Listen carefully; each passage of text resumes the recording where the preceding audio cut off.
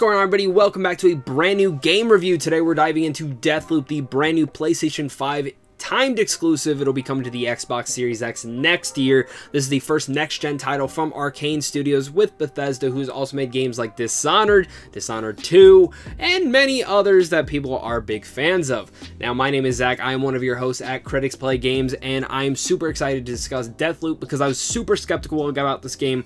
Only picked it up to do the review and found myself pretty damn adoring this game, and we're gonna have a fun conversation about this. If you guys are following us on YouTube, make sure to hit that like and subscribe button, and if you're listening to us on audio only, make sure to follow, rate, all sorts of things on those, whether it's Spotify, iTunes, or wherever you're listening to us. So let's have some fun.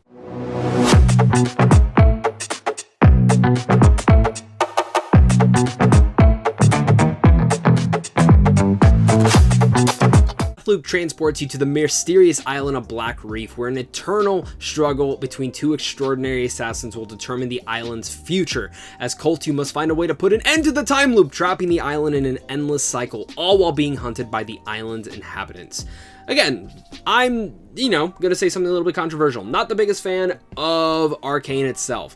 I love Deathloop overall, but Dishonored 1 and 2 was not my jam. I just never could get into them. I like the story, the world, but for some reason the games just never transfixed me to go back and enjoy them again or replay them or even in general just vent about them. I love what Bethesda does in a lot of their different departments, but this is just a game that I couldn't get on board with. I like the idea of the Deathloop, but I needed to see how it would play out. Reading other reviews, kind of jumping into those and being like, okay, this seems a little bit different. Let's pick this up and review it on the channel. That's where exactly we are now, because Deathloop is probably my favorite Arkane game yet.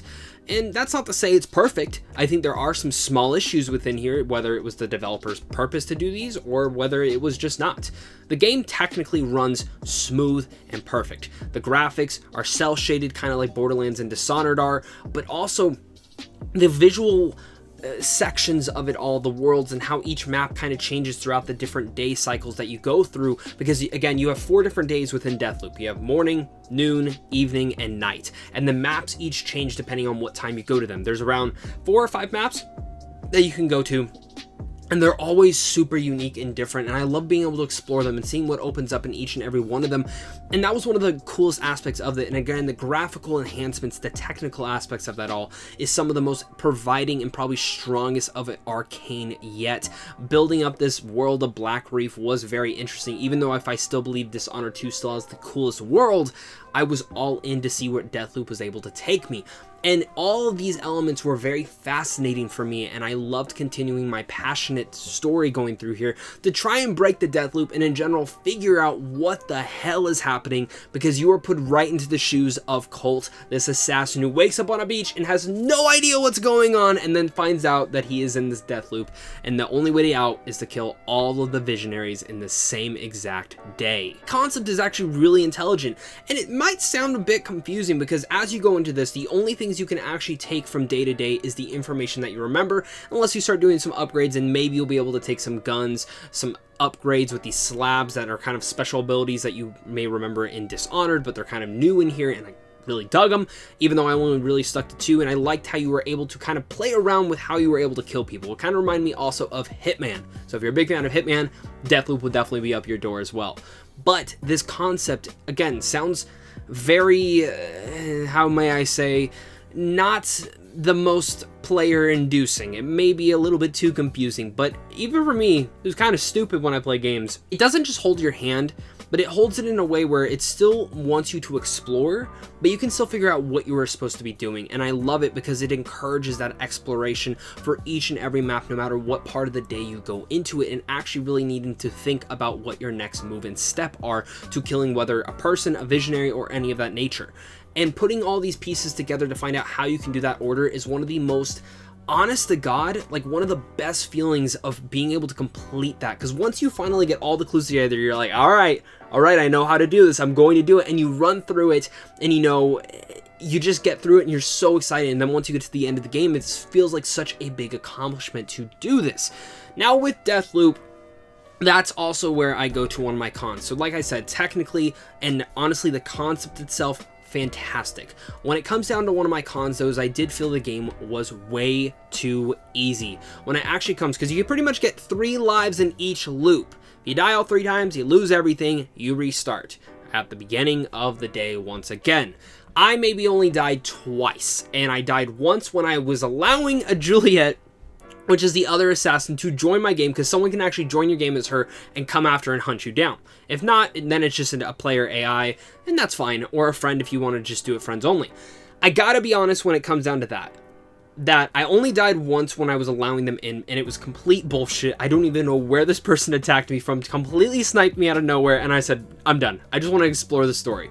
So maybe that did take away from some of the harder mechanics. The other element that I died on was just something stupid of me falling off a building.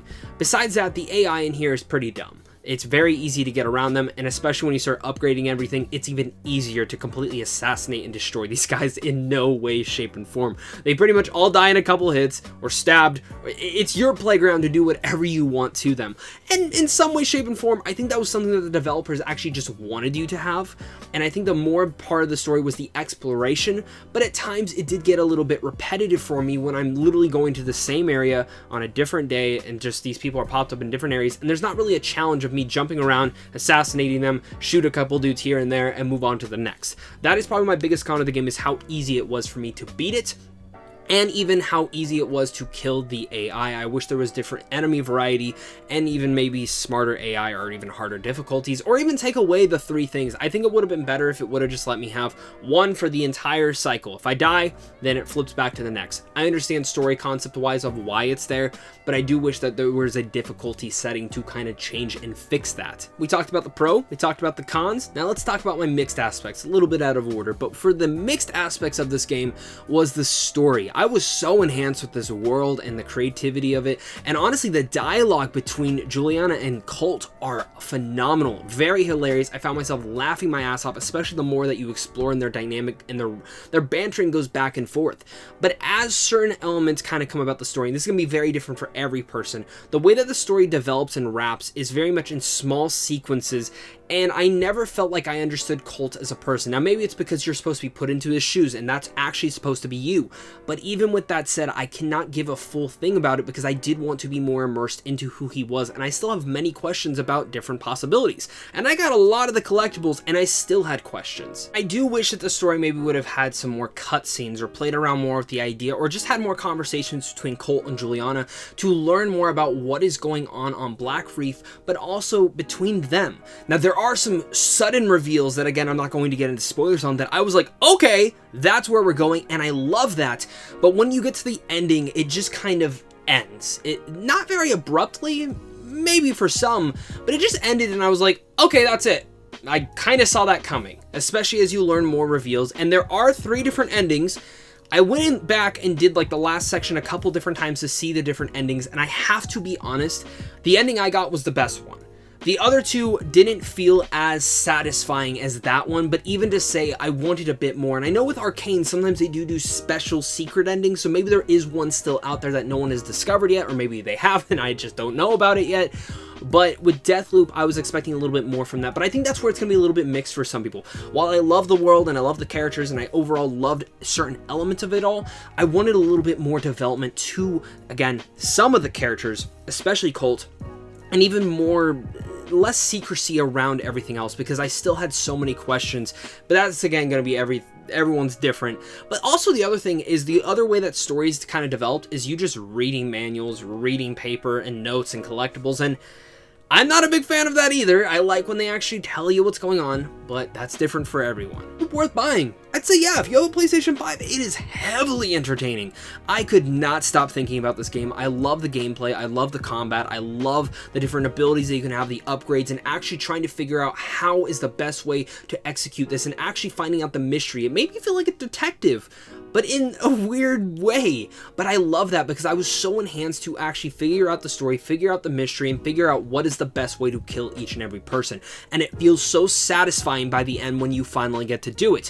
While I still have some mixed issues with when it comes down to the actual ending of the story and even some of the characters, it doesn't deter from my excitement and the amount of fun that I had with this game. I still give it that Dishonored 1 and 2 I feel like have the better overall story, but when it comes down to Deathloop, I think Deathloop is absolutely the more entertaining game and the more accessible and unique game that they have done yet. And I'm really looking forward to what Arkane does next with that new vampire game that they're creating for Microsoft. I think that's going to be really cool.